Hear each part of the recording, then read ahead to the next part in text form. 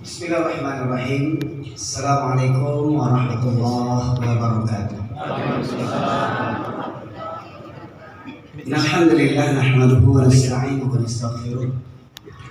Wa na'udzu billahi min syururi anfusina wa min sayyiati a'malina. Man yahdihillahu fala mudilla lahu wa man yudlilhu fala hadiya lahu.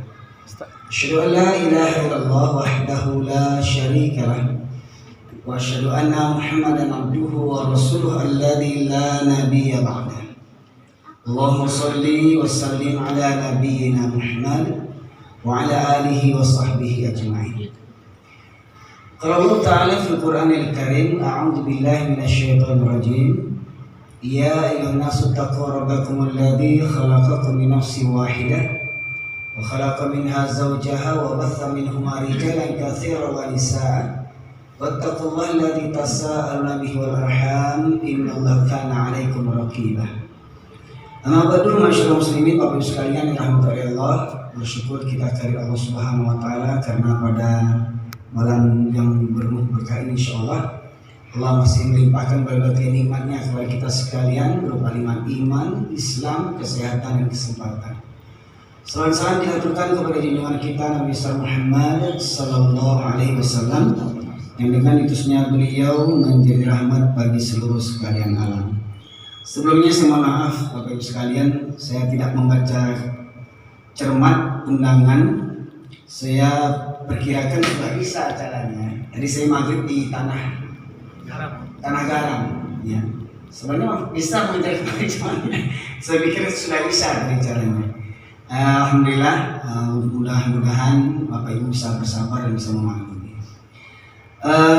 Di sini saya melihat judulnya mengutarakan ini menggugat keminangan orang Minang. Itu judul penarik sih. Mohon maaf, boleh saya minta dua Quran Ustaz, satu Quran terjemahan. Satu lagi. Nah, saya minta tolong nanti ada yang mendampingi saya membacakan terjemahan. Kalau ada yang muda, ada yang pemuda bisa mendampingi nanti membacakan terjemahan. Karena mungkin kalau Bapak Ibu melihat khutbah Jumat saya yang viral di YouTube itu mungkin banyak penilaian, banyak persepsi. Ada orang mengecam Ustadz Erin kok kasar kajinya, cari-carinya binatang-binatang sawinya, ya, nggak ada kata mendaki, nggak ada kata mangun. Nah, nanti saya minta ada yang bisa membacakan terjemahan. Kenapa begitu? Karena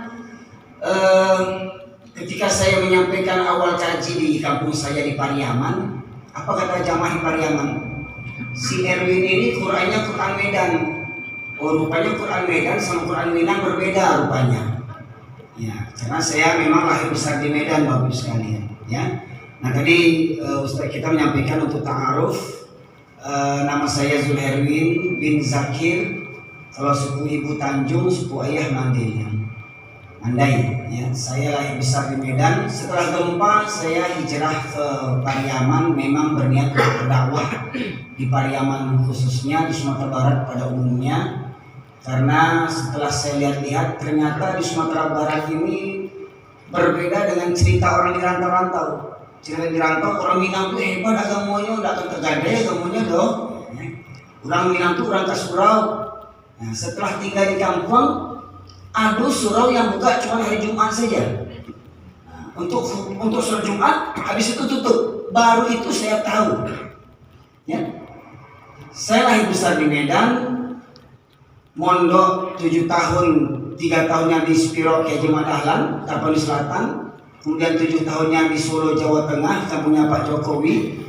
95 selesai, dakwah di Cilacap, di Manili Natal, di Medan, di Aceh, sampai ke Malaysia. Nggak pernah saya dengar ada masjid tutup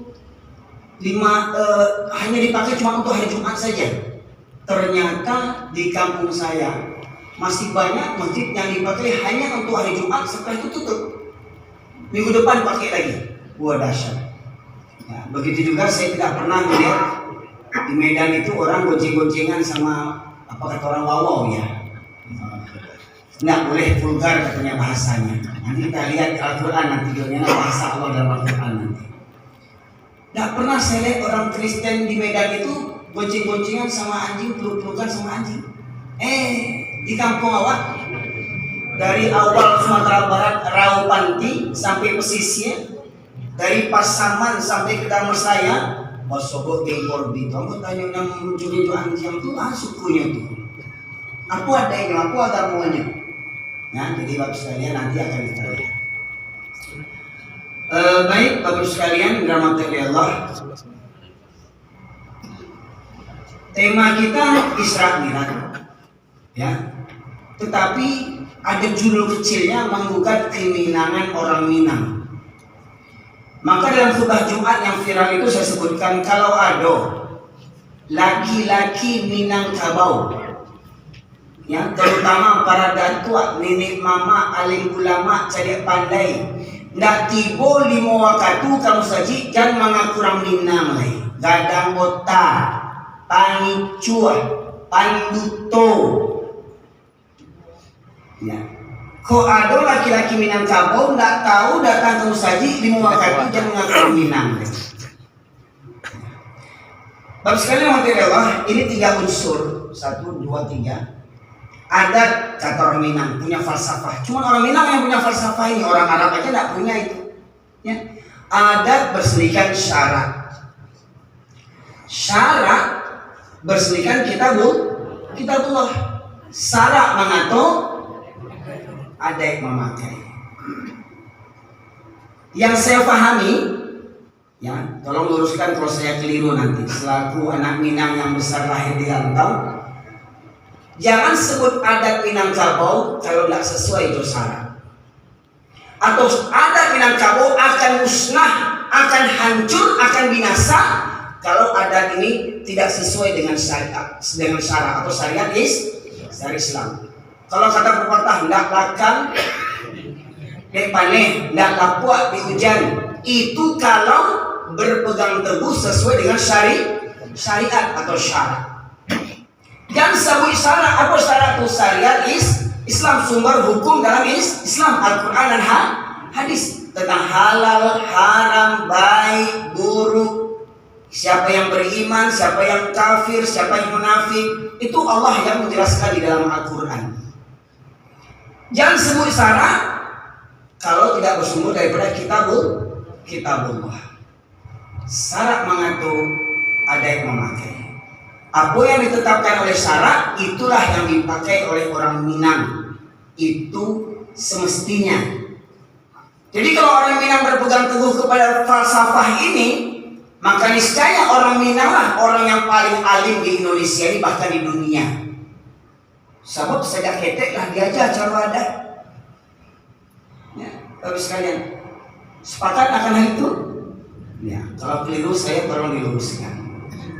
Nah, berkaitan tentang peristiwa Isra dan Mi'raj, tiap tahun kita mendengar kajian-kajian Isra Mi'raj sejak kita kecil lagi. Bahkan waktu kecil mungkin meriah ya, karena kita menunggu makanannya. Ya, nah, kita mendengarkan Isra Mi'raj di surau, di kampung, dibuat tablik akbar Isra Mi'raj, di sekolah-sekolah dibuat Isra dan Mi'raj. Nah, aplikasinya setiap tahun kita peringati Isra Mi'raj. Begitu agungnya perintah sholat sampai Rasulullah SAW dibawa ke Sidratul Muntaha, dijemput oleh malaikat Jibril untuk menerima perintah sholat. Konon ceritanya dari 50 waktu menjadi 5 waktu. Ternyata setelah 5 waktu ini ada lagi yang mengurang-uranginya. Ada orang Minang yang sholat seminggu sekali. Ada enggak? Bahkan di sini ada orang setahun sekali ya. Hari raya udah sholatnya. Ya, ada orang sholat di Lotakana. Pak, lagi sholat Pak, alhamdulillah lagi Ustaz, cuman ya subuh junan alurnya. Subuh junan alur balik mana subuh itu? Ya. Baik sekali. Bagaimana mungkin ada orang Minang beragama Islam, sudah 7 keturunan beragama Islam, lah semakin bertambah umur, semakin bertambah usia, semakin bertambah pengalaman hidupnya. Bah katanya orang tua itu banyak makan asam garam kehidupan, malah semakin tua, semakin berumur, malah banyak yang ninggalin sholat. Coba apa ibu kalau pergi ke kampung masing-masing, kamu orang tua kita yang bukan asli sini ya, coba lihat kondisi musajid di kampung awak, mau katurami suasananya, meriah suasananya, terutama subuh, bagus sekali. Ya. Nah begitu pula hari ini kan nih, kita kumpul hari ini peringatan Isra Mi'raj, mana pemudanya? Oh, ya. Mana yang anak SMP itu? Mana anak SMP? Berapa yang hadir? Tuh kali ya. Masih sekolah ya? Enggak, belum nikah. Oh tuh ya. Dan FIFA sukanya. Ya. Mana yang anak SMP-nya? Mana yang anak SMA-nya? SMP ya? Mana yang sudah kuliah itu? Ya. Coba yang dari Padusi ada anak SMP enggak? SMA mah? Yuk SMA tuh? Hah? Cari 2 orang kan? Iya. Nah itu generasi kita nyaris hilang Bapak Ibu sekalian. Dalam surat Maryam ayat 59 Allah menegaskan fakhafa min ba'dihim khalfun adaa'u shalah wattaba'u syahwat fasawfa yalqawna ghayya. Maka akan datang generasi yang buruk yang menyia-nyiakan sholat. Akan datang generasi yang menyia-nyiakan sholat dan memperturutkan hawa nafsunya, maka niscaya generasi itu akan menjadi generasi yang sesat. Generasi yang menyia-nyiakan sholat. Malangnya lagi yang menyia-nyiakan sholat itu bukan generasi muda, bahkan generasi tua. Betapa banyak hari ini ayah-ayah yang tak sholat, ibu-ibu yang tak sholat. Bahkan ada yang sholat. Ada buku, Bapak sekalian, saya beli buku judulnya 60 tahun sholat tapi tidak diterima. Selama 60 tahun dia sholat tapi tidak diterima oleh Allah Subhanahu wa Ta'ala. Coba bayangkan. Bisa terjadi bantu. Nah, Bapak sekalian adalah perkara paling utama dalam kehidupan kita ini, juga ilmu yang paling utama yang dalam kehidupan kita yang harus kita fahami, ya, seperti mana yang Rasulullah pesankan kepada sahabat Mu'adz bin Jabal ketika Rasulullah mengutus Mu'adz bin Jabal ya ke negeri Yaman untuk menebarkan Islam. Apa kata Rasulullah? Wahai Mu'adz, engkau diutus ke sebuah negeri yang mereka merupakan ahlul kitab. Ya. Maka ajarkanlah kepada mereka pertama sekali tentang tauhid la ilaha illallah. Itu yang paling utama. Kalau kita melihat rukun Islam, Bapak sekalian, mengucap 2 kalimat syahadat, salat, puasa, zakat, haji. Kalau mengucap 2 kalimat syahadat itu tidak sesuai dengan apa yang diinginkan Allah dan Rasulnya, maka semua ibadah di atasnya, sholat, puasa, zakat, haji akan sirna, tak berarti. Kalau syahadatnya belum benar.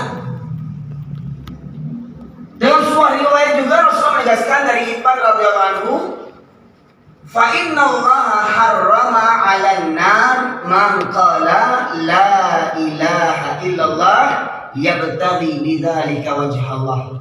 Rawahu Syaikhani, Bukhari Muslim. Rasulullah bersabda, sesungguhnya Allah mengharamkan untuk neraka, haram untuk neraka orang yang mengucapkan la ilaha illallah ikhlas dari hatinya. Dan dengan ucapan itu dia hanya mengharapkan balasan Allah semata. Haram untuknya neraka. Sedikit pun dia tidak akan dijamah oleh neraka. Kadang ada orang yang terkecoh, kecenya, awak baalai, biarlah masuk neraka sebentar, sudah kita masuk surga berarti.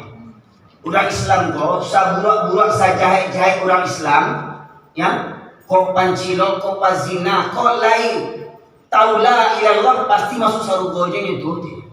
Walau ada sholat, ya, banyak orang tak hidup. Kalau masuk neraka dibasuh sebentar, iyalah dibasuh sebentar, sudah kan masuk surga aja leh. Ya tak mencoba masuk, ya. Jangan ke neraka, coba masuk ke mesin cuci kau namuah ini. dibasuhnya dulu, ya, digiling-giling mesin cuci itu, nggak keringkan hidungannya itu harus ganti, ya. Nah, jadi perkara yang paling utama dalam kehidupan kita adalah memahami hakikat la ilaha illallah. Sudah paham tentang la ilaha illallah, mantap tentang la ilaha illallah, tahu konsekuensinya, apa resikonya. Bukan tidak beresiko Bapak Ibu sekalian mengucapkan la ilaha illallah di tengah-tengah umat manusia ini. Pernah dengar kisah enggak? Tukang sisirnya anak Firaun. Siapa namanya? Masito. Bagaimana kematiannya? Digoreng, direbus, hidup-hidup kan? Kenapa? Hanya karena menyebut nama Allah saja. Kita tidak tahu apakah dia baca bismillah atau ya Allah, astagfirullah. Yang penting dia menyebut nama Allah. Hanya karena menyebut nama Allah, murka Firaun, direbus, dimasak, dia hidup-hidup. Hanya karena menyebut nama Allah. Bilal bin Rabah, bagaimana kisahnya? Sebelum dia dimerdekakan oleh umat Abu Bakar, ya, tidak menyebut Allah dia, disiksa di padang pasir tanpa pakai baju, dihimpit dengan batu yang besar. Apa ucapannya? Cuman ahad saja. Kalau bagi kita kan ahad kan biasa, hari ahad, berubah dia hari akad. Tapi bila Bilal bin Rabah menyebut ahad itu, murka orang Quraisy. Kenapa begitu? Hanya menyebut ahad saja. Hari ini awak pandai baca la ilaha illallah. Bahkan ada la ilaha illallah sampai mabuk. Aduh, orang mau coba la ilaha sampai mabuk. Nggak takut umilih itu galak-galak bila kau pajak dia kemarin. Lagaian dia. Menyebut nama Allah sampai mabuk. Pernah cari kapan itu saya? Galak umilih itu. Bisa lah menyebut nama Allah mabuk aja. Ya, coba yang kan. Banyak orang bisa menyebut la ilaha illallah, tapi ubili orang kafir galak-galak mencari. Nak doge tidak kota gadang ngecek. Habis sekalian. Konsekuensi daripada la ilaha illallah Bapak sekalian. Seperti mana doa yang Rasulullah ajarkan untuk di awal pagi dan petang kita membacanya. Raditu billah Rabbah wa bil Islam bilina wa bi Muhammadin nabiyyan wa rasulah. Redha Allah sebagai Rabb kita. Kalau redha Allah sebagai Rabb, apa yang diatur Allah, apa yang ditetapkan Allah, suka atau tidak suka, wajib suka, harus dikerjakan. Wanita wajib menutup aurat, jangan mau leha-leha dulu. Yalah, kalau apa-apa itu yuk tak kepada sijau untuk jilbab. Baru apa-apa cukup ustaz pakai jilbab, baru bentuk ustaz pakai jilbab. Ya, jauhi panjang pakai jilbab. Assalamualaikum. Memang jilbab itu untuk wanita. Apa itu suami yang tambah anak yang sudah sanggup, sudah sana melahirkan. Cukup udah melahirkan, udah itu semua melahirkan. Coba ya kan, lakinya suruh mengandung. Sangkut udah sana mengandung, cukup udah mengandung. Karena memang kodratnya begitu. Maka harus terima itu. Siapa yang merasa berat dengan itu, berarti jangan mengaku beriman. Begitu pula dengan sholat.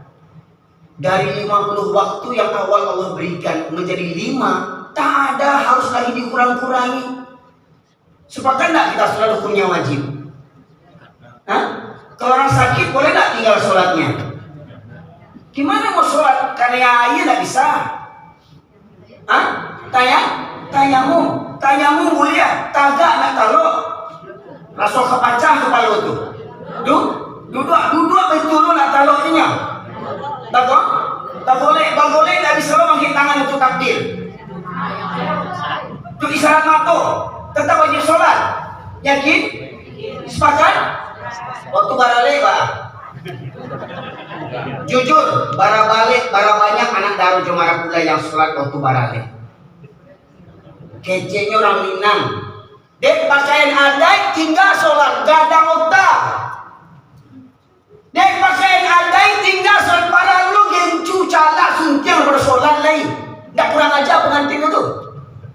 Si ayahnya itu, si induknya itu. Ayah induknya tiap tahun bayi haji, anak cilako bantu aku. Dah sholat anaknya duduk di pelaminan, santai-santainya Pak Haji, Pak Buah Hajah gitu. Hah? Saking kayunya tiap tahun bayi haji, tiap bulan bayi umroh. Kaulaan. Gampang kok. Saking kayunya tiap tahun haji Pak. Bulan siapa? Bulan siapa haji, bukan bulan Zulhijjah.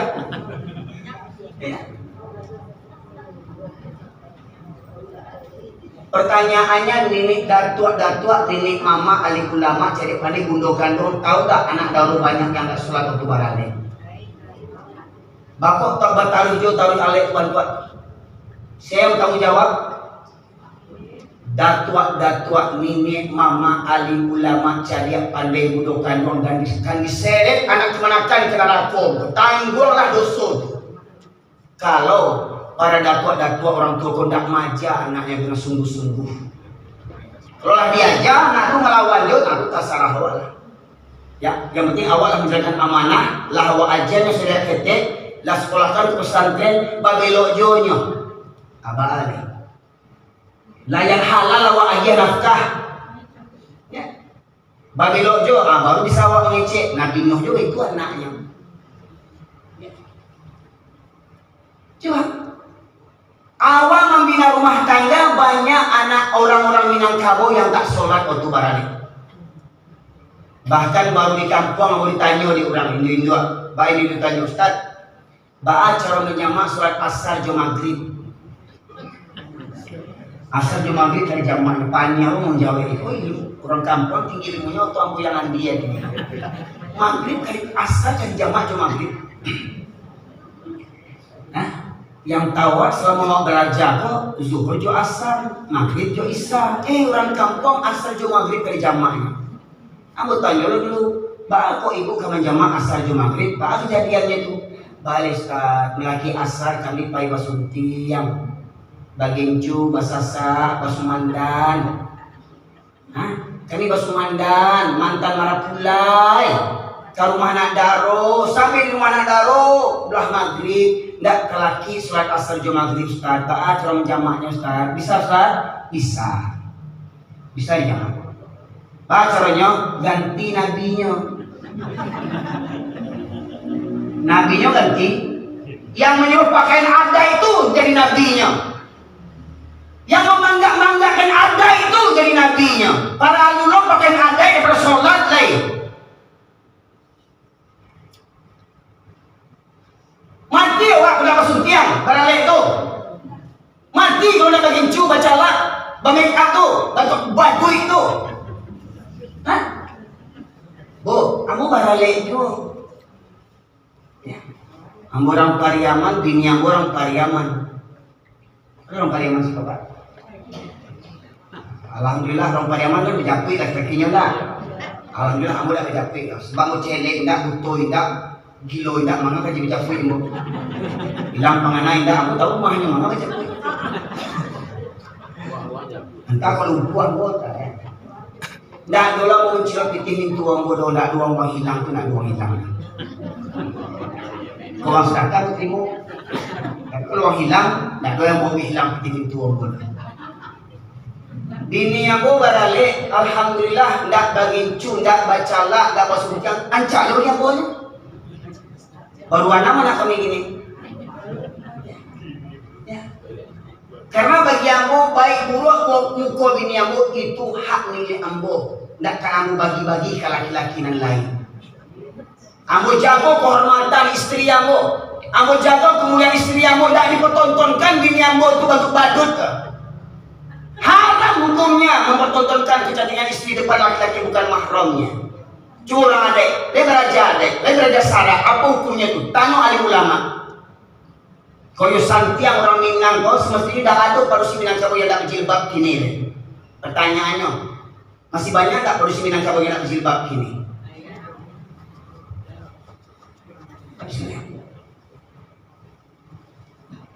Pakai barale, pakai jilbab, pakai kerajo, pakai jilbab, pakai ke pasar, pakai jilbab, menyapu halaman. tangga jilbabnya. Menerima tamu laki-laki, tangga jilbabnya. Ada siapa? Mengaku orang baradai. Itu yang namanya menggugat keminangan orang Minang. Kan ngaku-ngaku Minang. Makanya apa? Maya mulia Minang dengan Islam. Makanya orang Minang pasti Islam. Peristiwa waktu itu nak.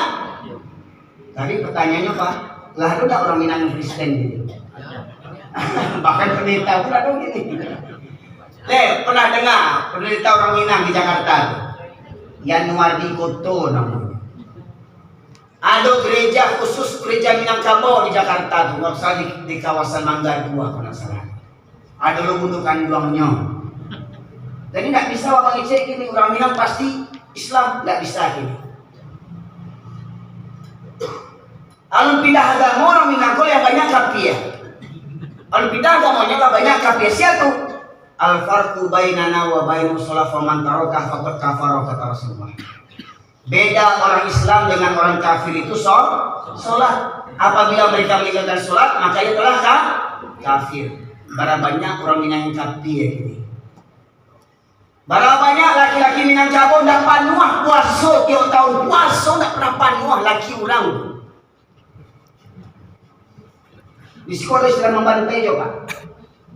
Karayo di Sorayo ada membantai di sekolah. Nggak ada ya, mendapat dagiang kok. Sebagian tampe itu apa namanya membantai di Sorayo kita membantai di Dabiah Kabau atau Jawi itu. Santai itu memang juga lagi itu merokok di pasar. Kalau di Jaya sukunya sama Jawa sukunya. Kalau di Medan bantu aku mungkin bisa mengecek itu si butar-butar itu. Si butar pea, si bunuh kali, dan merokok itu orang Batak itu. Dari kampung awal. Ya. Nah, jadi semestinya orang Minang itu orang yang paling paham jual agama semestinya baik itu. Tapi bahas prakteknya. Maka semestinya di antara 3 unsur kok Pak Ibu, adai, syarat, Al-Quran. Yang paling utama kita pelajari dulu. Al-Quran, tapi ini Al-Quran tidak cukup sampai di MDA saja. Coba saya lihat gini, tamat anak awak di MDA, kamu mengajinya lagi? Ke suraunya waktu di MDA dengan Rami suraunya. Di anak-anak SD itu, anak SMP, gila ke surau, anak SMA, gila ke surau. Muncul kalau ke pesantren. Bahkan mohon maaf, anak sanawiyah aliyah pun kadang tidak mengerti jalan ke surau kadang. Sekolah itu nak aliyah sanawiyah. Pak Ibu sekalian, sejak peringatan PHBI di mana-mana mau diundang, di Padang, di Pariaman, di Bukit Tinggi, ya di Maninjau, ya. Dari siswa yang ada di sekolah, suatu sekolah tertentu, dari 300 minimal ketek murid sampai 700 yang bertanya, siapa yang tidak pernah tinggal sholat selama sebulan? Dari 700 murid-murid orang Minangkabau, tidak sampai 5 orang yang menjaga sholat selama sebulan. Tidak sampai 5 orang. Bayangkan. Jadi bisa bertanya lalu dari 700 orang, 5 yang tak sampai 5 menjaga sholatnya. Jadi dia orang Minang ke muka. Orang kok kelak akan jadi laki orang, akan jadi 2 orang. Habis sekalian. Nah, itu perkara sholat. Banyak sudah orang-orang Minang yang meninggalkan sholat. Nah tadi Musawi di khutbah Jumat yang viral, laki-laki Minangkabau yang baradai adalah laki-laki yang 5 waktu upai ke surau sholat berjamaah. Itu orang Minang namanya. Kalau nak jam kada utari, mau datuk maling diri jai pada usia jai, maling kundang jai datuknya. Firman Allah surah Al-Baqarah ayat 43. A'udzubillahi minasyaitonirrajim wa aqimus shalah wa atuz zakah warka'u ma'ar rakiin. Dirikanlah salat hukumnya, tunaikan zakat hukumnya, warka'u ma'ar rakiin, ruku bersama orang-orang yang ruku. Maksudnya kalau Bapak Ibu buka dari kitab tafsir Al-Azhar karangan Buya Hamka, tafsirnya orang Minangkabau. Kamu sebut tafsir Minangkabau sebab yang tulisnya Buya Hamka. Atau kitab induknya tafsir Ibnu Katsir dijelaskan Maksud daripada waraka'u ma'aroki'in, ruku bersama orang-orang yang ruku itu adalah sholat berjamaah. Sholat berjamaah hukumnya wajib bagi para laki-laki. Jadi koyo baradai orang Minang kok panuah surau kolimu wakatu. Tapi kini banyak yang tidak baradai Minang laki-laki Minang kamu. Walau datua sekali banyak yang tidak punya baradai, tidak punya wadai. Batagak gala datua keluar orang kampung sadanya. Sholat subuh, para lulu menghadiri gala datua tu. Siapa nada datua tu nabinya. Mohon maaf pada datua ya. Dengan baju kebesarannya. Lain sholat berjamaah para datua-datua itu. Lain jadi contoh tauladan bagi anak kemanakan, bagi cenyok anak di pangku kemanakan dibimbing. Nah, Cik Lai mau minta, tolong ada yang bisa membaca terjemahan. Sudah, yang tolong mudah. SMP Ustaz. Terjemahannya camir. Kadang-kadang semua baca Quran camir orang. Surat An-Nisa ayat 102.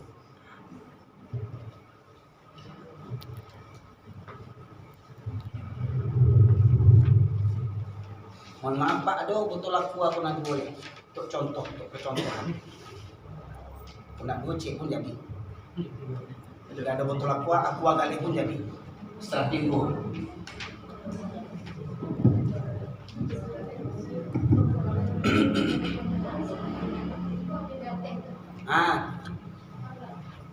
Dua cukup.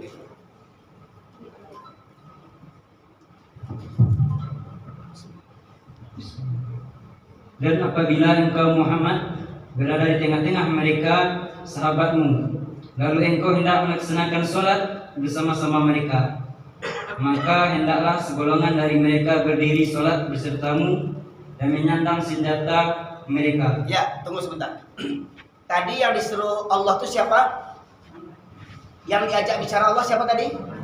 Nabi Muhammad. Bersama siapa Nabi Muhammad? Bersama sahabat. Siapa manusia yang pertama kali masuk surga? Nabi Muhammad SAW. Manusia yang dijamin masuk surga Nabi Muhammad dan para sahabat radhiyallahu anhum wa radu anhum minal muhajirin wal ansor dijamin masuk surga yang berangkat ke medan Badar. Mereka tadi sholat sembari menyandang senjata. Itu sholat di mana? Sholat di medan perang, Pak.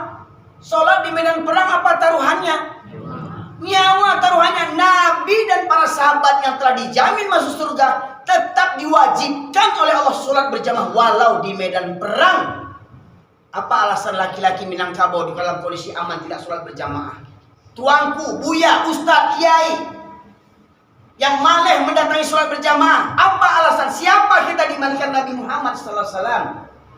Siapa kita dibandingkan para sahabat yang dijamin masuk surga? Yang Allah redha kepada mereka, mereka redha kepada Allah. Di medan perang mereka tetap menghadiri sholat berjamaah walau nyawa taruhan. Lanjut. Kemudian apabila mereka yang sholat besertamu sujud telah menyempurnakan satu rakaat, maka hendaklah mereka pindah dari belakangmu untuk menghadapi musuh, dan hendaklah datang golongan-golongan yang lain yang belum sholat, lalu mereka sholat denganmu. Ya, sebentar, waktu sudah masuk. Bapak Ibu sekalian, gimana kita cancel dulu? Hah? Kali? Bapak? Lanjut ya. Azan dulu. Boleh? Udah azan dulu boleh? Azan dulu terus kita lanjut. Iya. Silakan.